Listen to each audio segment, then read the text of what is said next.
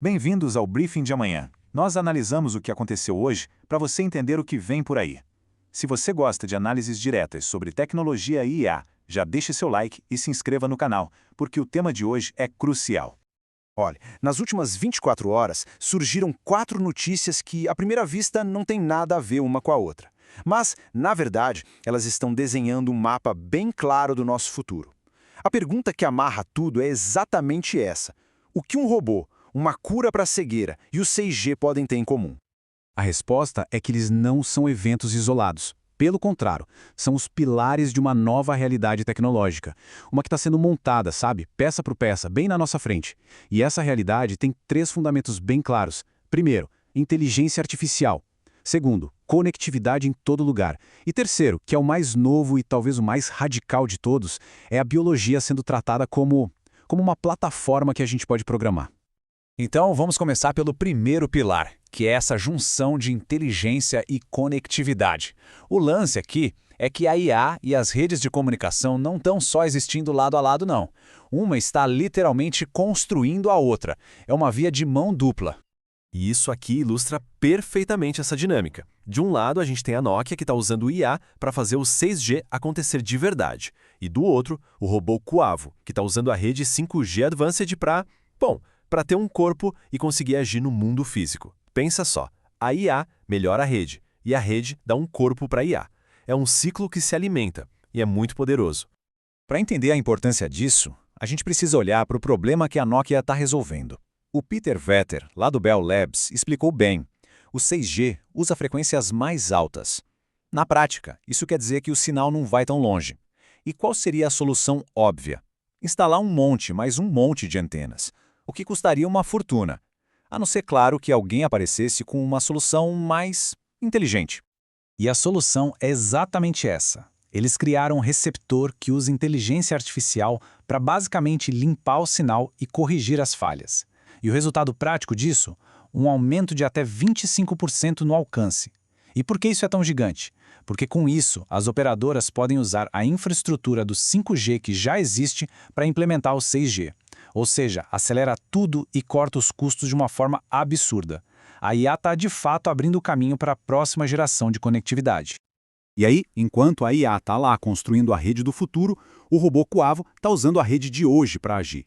Ele foi o primeiro robô a carregar uma tocha num evento público, tudo controlado pela rede 5G Advanced. O segredo para isso funcionar é a latência, que é quase zero. Isso deu aos operadores um controle super preciso em tempo real no meio daquela confusão toda. E o que isso significa? Significa que a robótica humanoide está saindo do laboratório e indo de vez para o mundo real.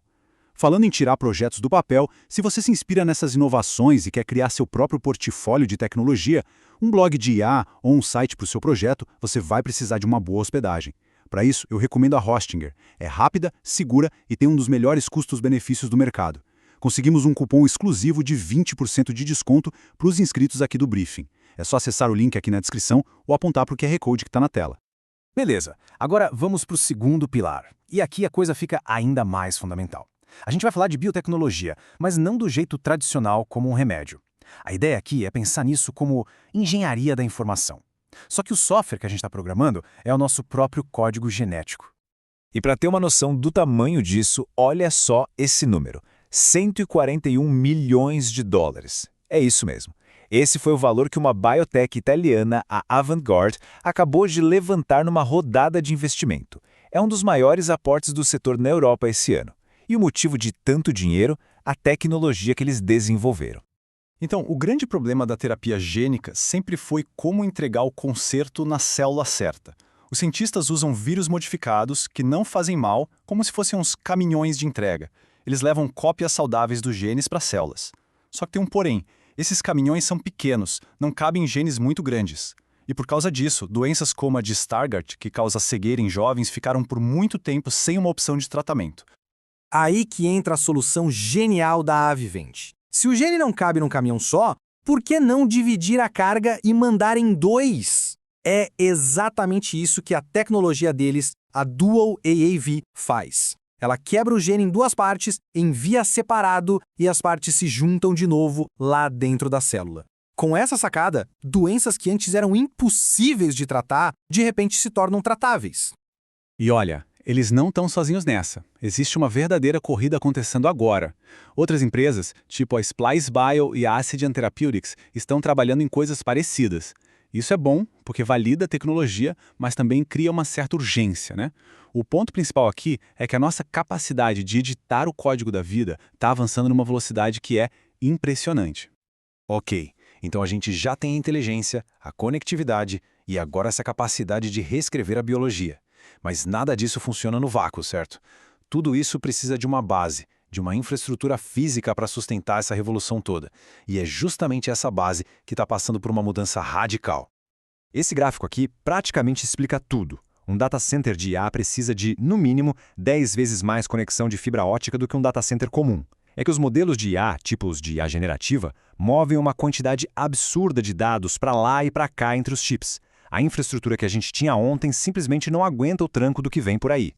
E a resposta para essa demanda gigantesca veio hoje mesmo. A Verizon e a AWS anunciaram o Verizon AI Connect. O que é isso na prática? A Verizon está construindo uma autoestrada de fibra ótica super potente e exclusiva só para ligar os data centers da Amazon. É a infraestrutura sendo criada agora em tempo real para segurar a nova economia da IA. Isso não surgiu do nada, tá? É a evolução de uma parceria que as duas empresas já têm desde 2015. Isso mostra bem como os gigantes da tecnologia estão se unindo ainda mais para construir a base que a era da IA precisa. O jogo mudou. Não é mais sobre ter uma nuvem qualquer, é sobre ter uma infraestrutura feita sob medida para a inteligência artificial.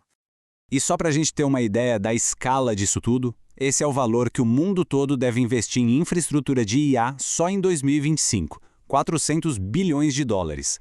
A parceria da Verizon com a AWS é só uma peça, mas uma peça-chave nesse quebra-cabeça gigantesco que está sendo montado no mundo inteiro.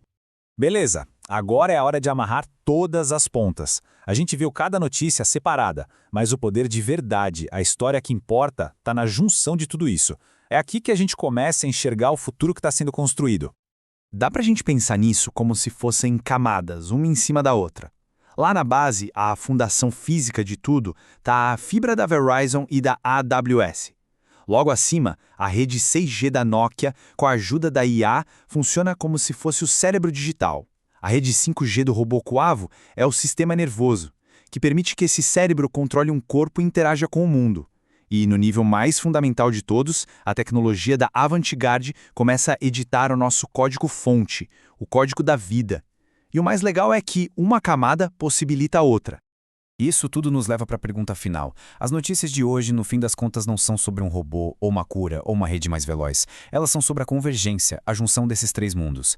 E a pergunta que realmente fica é, quando a gente junta inteligência artificial de ponta, com uma conectividade que está em todo lugar, e com a capacidade de reprogramar a própria biologia, quais são os limites? O que de fato se torna possível? Obrigado por assistir ao briefing. Se esse vídeo te ajudou, não se esqueça de deixar o like e se inscrever para não perder a análise de amanhã. Até a próxima.